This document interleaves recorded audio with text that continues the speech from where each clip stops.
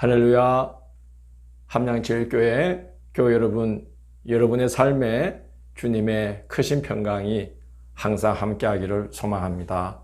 함께 보실 말씀은 사도행전 27장, 28장 말씀이 되겠습니다. 이곳에서는 로마로 압송되는 바울의 여정이 기록되어 있는데요. 바울이 예루살렘에 있는 로마 군대의 병령에 구금된 그날 밤에 하나님께서 바울 곁에 서서 위로하시고 약속하시기를 네가 예루살렘에서 나의 일을 정언한 것 같이 로마에서도 정언하여야 하리라. 이렇게 위로와 약속의 말씀을 주셨는데 하나님은 그 약속하신 대로 바울의 여정을 로마로 인도하십니다. 비록 미결수 상태의 죄수의 신분이었지만 하나님은 그의 걸음을 친히 로마로 이끄십니다. 배를 타고 이달리아로 가기로 결정이 되자 백부장 율리오라는 자가 죄수들을 호송하는 일을 맡게 됩니다. 그래서 바울은 다른 죄수들과 함께 이제 배로 오르게 됩니다. 가이사라에서 로마까지 곧장 가는 직항 배편이 없어서 아시아 지방의 해변 가학처를 이렇게 거쳐서 가는 아드라무테노 배에 올라서 항해를 하게 됩니다. 6절을 보면 알렉산드리아 배라는 또 배가 나오지요. 배에 이름이 이렇게 붙어 있는데 이것은 배가 만들어진 곳이거나 배가 출항한 곳을 말하는 것입니다. 그래서 아시아 지방의 해안 연안 각처를 다니는 아드라무테노 배에 올라서 이제 그 로마로 압송이 되기 시작합니다. 27장 2절을 보면 갈 때에 마게도냐의 데살로니가 사람 아리스다고가 동행했다. 이렇게 기록되어 있습니다. 이 아리스다고는 바울의 선교 후반기에 이제 바울과 동행하면서 끝까지 바울과 함께 하죠. 그래서 19장 29절을 보면 바울의 3차 전도 여행 중에 에베소에서 소란이 났을 때에 바울 때문에 붙들려서 고초를 당하기도 하고요. 또 바울이 마케도냐와 헬라를 거쳐서 헬라에서 3개월 지나고 아시아로 가려고 하다가 그를 암살하려고 하는 자들이 기다리고 있다는 소식을 듣고 다시 육로로 마케도나로 올라가서 아시아로 가고자 할 때에 그때에도 이 아리스다고가 동행을 합니다. 그리고 골로새서 4장 10절, 빌레몬 1장 23절을 보면 바울이 로마의 투옥 중에도 이 아리스다고가 늘 곁에 함께하면서 바울을 돌보았음을 이제 우리가 알 수 있습니다. 사도행전의 역사가 가능했던 것은 위대한 사도들만이 사도들의 역할도 컸지만은 그들의 곁에서 그들을 도왔던 많은 하나님의 일꾼들, 이렇게 신실한 아리스다고 같은 사람들이 있었기 때문에 가능했던 것이지요. 이제 그 연안 아드라무테노 배가 연안 여객선이기 때문에 이제 해안선을 따라서 항해를 하게 됩니다. 여기 이제 지도를 제가 띄웠는데요. 여기 지도에 있듯이 구보로 해안을 왼편에 두고 지금 터키의 남부 해안 지역을 항해하면서 이제 길리기아와 밤빌리아 바다를 건너서 루기아의 무라시에 이르게 되고 거기서 이달리아로 가는 알렉산드리아 배로 갈아타게 됩니다. 알렉산드리아 배는 이집트의 알렉산드리아를 출발해서 지중해를 이제 건너서 무라에 정박을 했다가 이탈리아로 직항하는 배였던 것으로 생각이 됩니다. 배가 출발하는데 여기 지도에 보시듯이 그레데 해안을 이제 아래쪽에 두고 바람막이로 항해를 하면서 이제 나가게 되는데 그레데는 지금의 크레타스 섬을 말합니다. 그래서 이 그레데 섬의 미항이라는 곳에서 정박을 하게 되죠. 바울은 여러 차례의 선교 여행 중에 항해의 경험을 많이 했고 3번이나 파선하는 경험도 있었습니다. 그래서 이렇게 경험적으로 유대의 절기인 이제 금식일, 말하자면은 대속죄일이 지나고 나면은 이제 바닷길이 굉장히 험해진다는 것을 바울이 경험했기 때문에 이제 백부장에게 지금 출항하지 않고 기다렸다가 출항한 것이 좋겠다 그랬는데, 백부장은 바울의 말보다도 선장과 선주의 말을 듣고 출항을 하게 됩니다. 얼마 후 유라굴로라는 그 광풍을 만나서 배가 표류하게 됩니다. 사람들이 공포에 질려서 열나흘 동안 먹지를 못합니다. 본문을 읽어보면 뭐 앞이 보이지 않을 정도의 그 폭풍 속에 배가 이리저리 떠다니게 되는 시간들을 열나흘이나 지내게 되는 것이죠. 그런데 바울이 하나님께 받은 말씀을 사람들에게 전하면서 위로합니다. 27장 23절에서 26절까지가 사람들에게 바울이 전한 그런 하나님의 말씀이에요. 내가 속한 받고 내가 섬기는 하나님의 사자가 어젯밤에 내 곁에 서서 말하되 바울아 두려워하지 말라. 내가 가이사 앞에 서야 하겠고 또 하나님께서 너와 함께 항해하는 자를 다 내게 주셨다 하였으니 그러므로 여러분이여 안심하라. 나는 내게 말씀하신 그대로 되리라고 하나님을 믿노라. 그런즉 우리가 반드시 한 섬에 걸리리라 하더라. 이렇게 바울이 그 배에 탄 자들을 하나님께 받은 말씀으로 위로를 하게 됩니다. 이후부터 바울이 오히려 무리를 인도해가는 인솔자가 되는 느낌이 듭니다.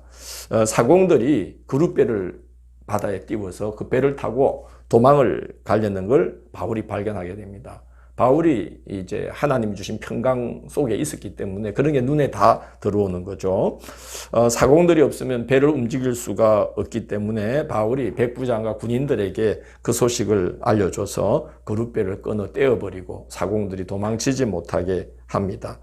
그리고 사람들에게 음식 먹기를 권하면서 너희 중 머리카락 하나도 잃을 자가 없으리라. 이렇게 안심시키면서 바울이 그 풍랑에 떨고 있는 사람들 앞에서 떡을 떼어서 하나님 앞에 감사 기도하며 축사하고 그거를 먹고 떼어주기를 시작하는 겁니다.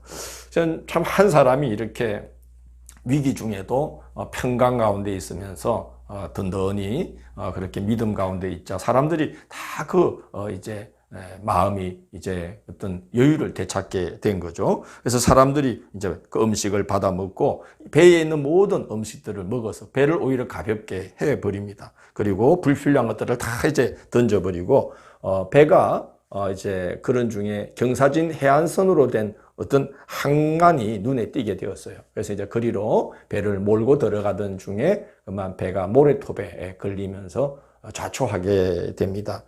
그래서 이제 배가 암초를 만나서 파선하게 되는데 이 군인들이 보니까 죄수들이 혹시라도 도망을 쳐버리면 죄수를 잃으면 그 호송하던 병사들은 자기의 목숨으로 대신해야 되거든요. 그래서 죄수들을 죽이려고 하는데 율리오 백부장이 말립니다. 원인은 바울이 죽을까봐. 죄수들을 죽이면 바울이 같이 죽지 않습니까? 그래서 바울을 살리기 위해서 이 죄수들 죽이지 말라. 그렇게 하고서 누구든지 이제 바다에 뛰어들어서 헤엄쳐서 저곳까지 가라. 그렇게 해서 사람들이 물에 떠는 것들을 붙잡고 배의 기물들, 널조각 이런 걸 붙잡고 바다에 뛰어들어서 상륙하여서 다 구조됩니다. 하나님께서 이제 약속하신 대로 바울을 가이사 앞에 세우기 위해서 하나님께서 약속하신 대로 바울만이 아니라 바울과 함께한 모든 사람, 배에 탄 모든 자들을 하나님이 다 구해 주십니다. 바울이 복의 통로가 되는 거죠. 바울 때문에 하나님께서 바울을 살리려고 배에 있는 모든 사람들을 다 살려주셨어요. 의인 한 사람이 있음으로 인하여 성읍이 안전하다. 정말 그 말씀이 맞는 것 같습니다. 바울과 제수들을 그 배에 탄, 알렉산드리아 배에 탄 사람들이 이제 구조된 곳은 멜리데 섬이었습니다. 지금은 그 몰타라는 아주 유명한 휴양지가 되어 있지만 그때는 그 원주민들이 살던 그런 곳이죠. 원주민들이 사람들이 표류했다가 해안선으로 떠밀려 오니까 이제 구조해서 불을 피워주는데 바울이 불을 붙이다가 나무 조각 안에서 독사가 튀어나와서 바울의 손을 물어요. 그런데도 바울이 독사에 물렸지만 죽지 않습니다. 그리고 섬의 지도자인 보볼리오의 부친이 열병과 이질로 고생하는 걸 기도하고 안수해 주어서 고쳐주게 됩니다. 그래서 그 섬에 있는 많은 병든 자들이 바울에게 와서 고침을 받습니다. 참 미결수의 몸으로 이렇게 호송되어 가는 중에도 바울은 이렇게 하나님은 바울을 통해서 하나님의 능력, 구원의 능력이 나타나게 하셨죠. 그리고 그런 표적과 기사는 바울이 그 섬에서 3개월간 지내면서 바울이 분명히 복음을 전했을 겁니다. 그 복음을 전했던 그 바울의 복음 전파를 뒷받침해주는 그런 표적과 기사로서 이제 많은 사람들이 구원받고 믿도록 그렇게 역사하는 그런 표적과 기사가 되었을 거라고 생각이 듭니다. 석 달 후에 바울은 배를 타고 보디오를 거쳐서 이제 육로로 로마에 들어가게 됩니다. 바울이 로마에 들어가서는 배에 탔던 일반 죄수들과는 달리 이제 바울은 연금 상태로 이렇게 호의를 이게 받게 됩니다. 그래서 병사 한 사람이 바울을 감시하는 중에 바울이 세를 내어서 집을 얻고 거기서 연금 상태로 이제 지내게 되지요.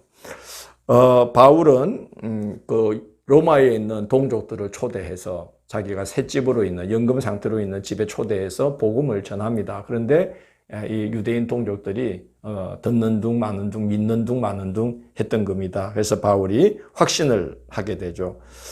이제 그 하나님의 구원의 복음이 이방인들에게로 보내어진 것이구나 하는 것을 바울은 그 경험으로 확실하게 이제 확신을 하게 됩니다.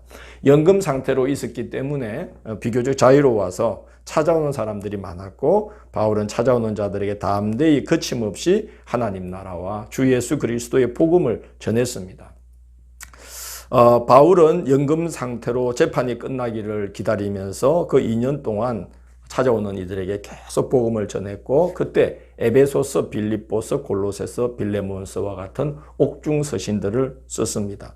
그리고 63년 또는 한 64년 정도의 사면이 되어서 풀려나게 되죠. 그래서 그가 복음을 전했던 헬라 땅과 소아시아 땅을 순회하면서 교회들을 굳게 하고 그리고 그가 늘 가고자 했던 서바나 그때는 땅끝이라고 여겨졌던 스바나도 간 것으로 보입니다.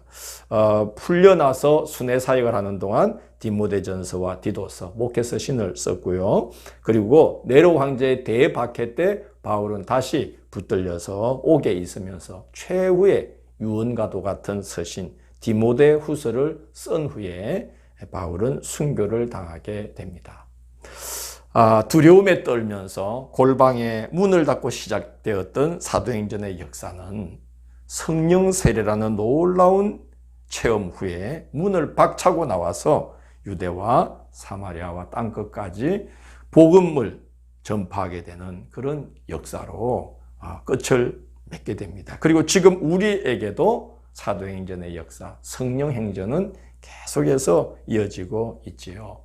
성령께서 함께 하심에 정말 감당할 수 없는 일들을 감당하고 갈 수 없는 길을 가고 건널 수 없는 한계를 건너가면서 하나님께 붙들려서 그렇게 하나님 나라를 곳곳에 세워가는 사도행전의 역사가 가능해졌던 것입니다. 우리도 성령에 붙들리고 성령에 이끌려서 이 신앙의 길을 걷게 되기를 늘 사모하고 기도하며 살아가기를 원합니다. 기도하겠습니다.